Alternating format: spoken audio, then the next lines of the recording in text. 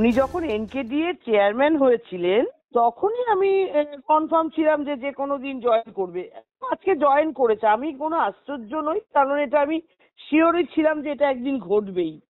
তো উনি খুব অ্যাক্টিভ সংগঠক ছিলেন, প্রশাসনিক পদ খুব ভালো সামলেছিলেন এবং মানুষ ওনাকে ভালোবাসতেন। তো তখনের জায়গায় যদি তুমি আমায় দাঁড়িয়ে জিজ্ঞাসা করতে, আমি অবশ্যই বলতাম যে শোভন চ্যাটার্জি এসছে, পজিটিভ এসছে না মানে শোভন চ্যাটার্জি আসছে, দলে একটা ভালো জায়গা, মানুষ ভালোবাসে, তাই সেই জায়গায় দাঁড়িয়ে পজিটিভ নেগেটিভ বলা যেত।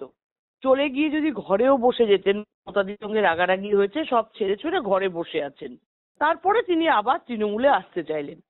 সেটা না করে উনি যে মাঝখানে বিজেপিতে চলে গেলেন না, প্রথম কথা সেটাই ওনার অনেকটা মাইনাস পয়েন্ট হয়েছে।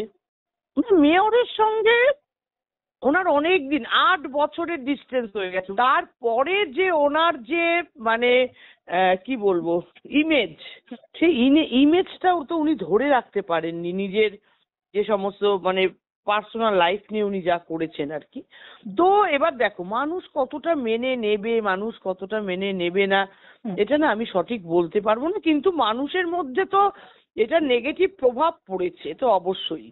বৈশাখী ব্যানার্জি এমন কোনো কাজ করেননি বা উনি এমন কোনো জায়গায় নেই যে আমি রত্না চ্যাটার্জি ওনার ব্যাপারে কোনো প্রতিক্রিয়া দেব। আমি ওনার ব্যাপারে কোনো প্রতিক্রিয়াই দেবো না, মানে দিতে ইচ্ছুক নই।